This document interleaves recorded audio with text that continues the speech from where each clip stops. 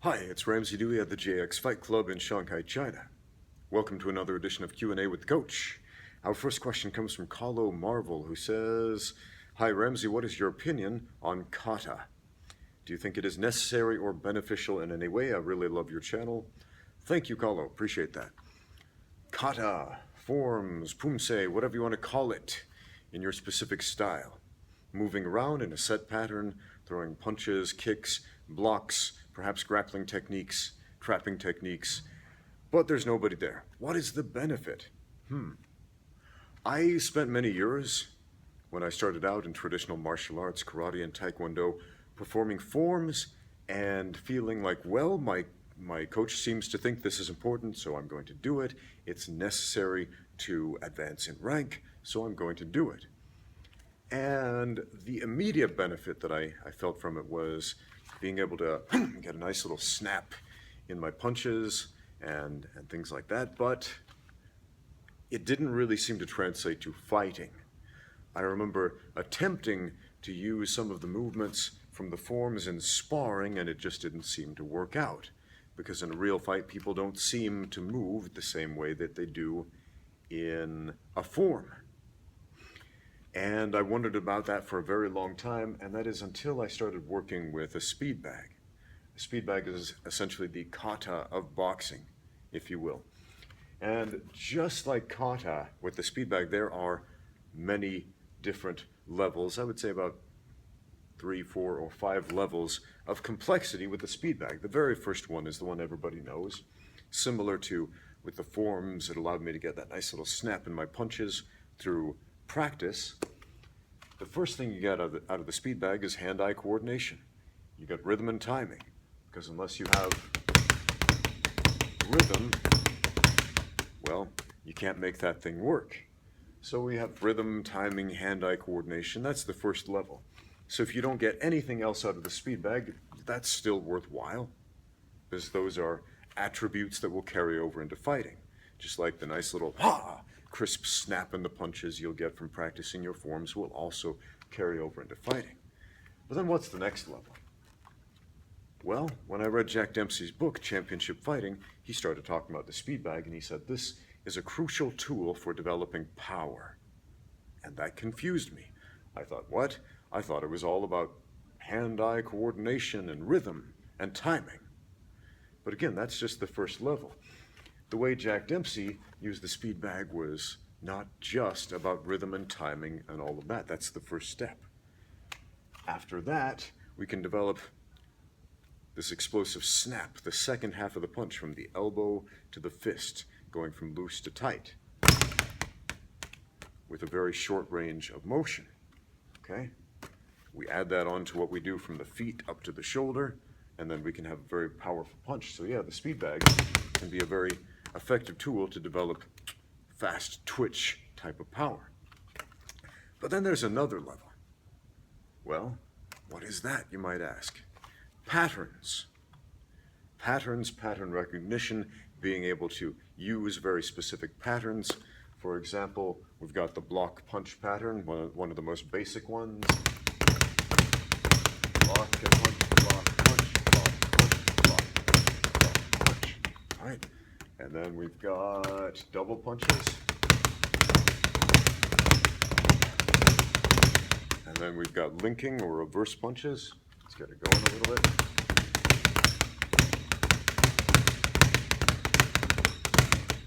Okay, and then we've got the drum roll where we keep it going like that. What else do we have? So there are a few different set patterns, and we can mix those together in all kinds of different ways and do some cool tricking. But fighting isn't about tricking. Fighting is about winning fights, right? So the fourth level, after the patterns, what is that? Technique. Translating the technique. So what is this whole block, punch, block, punch? What are these reverse punches? What is that linking? What is this? When would you ever do that in a fight?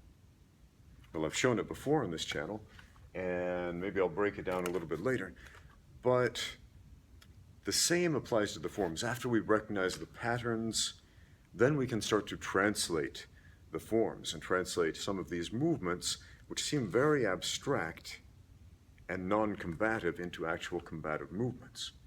The easiest way is find a teacher or a coach who understands what the patterns mean so that he can teach you or she can teach you, okay? But sometimes it takes a lot of trial and error. And for me with the forms, one of the big things was why do we always pull one hand down to the hip when we're punching or blocking or whatever? One hand always comes down here. Sorry, I've got to stand up on my tiptoes because the camera's up really high. Because in a fight, if you're punching, why would you bring a hand down low instead of, up to your face? And I've heard a lot of people give a lot of reasons. Well, if you pull this hand back, it directs the other hand forward with more snap and more power. And sure, that's true. It does. But the same holds true if we pull it to our face, so why not just practice it this way? Well, the thing about forms, you can interpret them a lot of ways, and multiple interpretations can be correct and can benefit you. Okay? One thing I've learned from those ones, when we pull the hand in, to me, that represents actually grabbing something and pulling it. For example, catch a kick, and then pull that kick toward your body as you counter with a strike. My very last fight, the one that put a hole in my skull, that put me into retirement, that is the technique my opponent used. He caught my kick, pulled me into the strike, and countered with a punch. It's a very effective technique. So, if you can understand the forms, sure, there's some benefit there.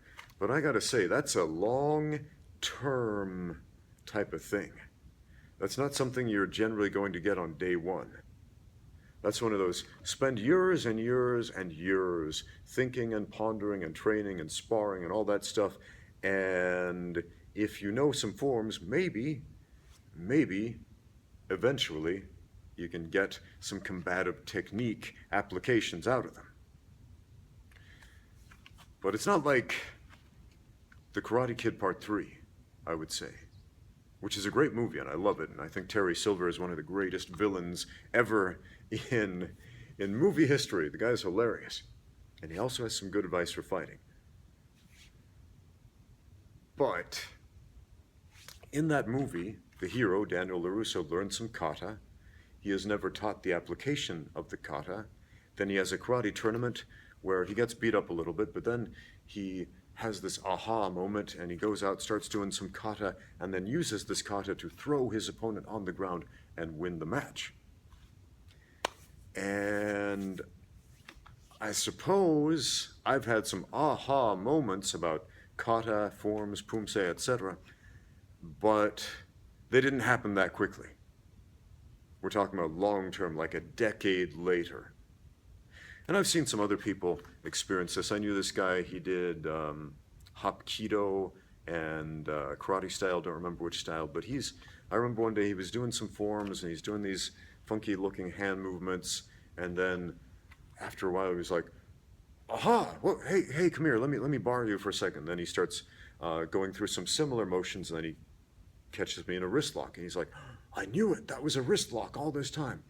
And so in his form, whatever it was he was practicing, whether it was Hapkido or karate or whatever, this movement, which seemed like some random hand gestures, he managed to interpret that into wrist locking. And then he was able to use wrist locks in live sparring from that day forward. So, yeah, some people can definitely benefit from forms more than others. But again, it's one of those long-term hobbyist type of applications rather than something that's going to allow you to win a fight right here and right now. Thanks for the question. Now get out there and train.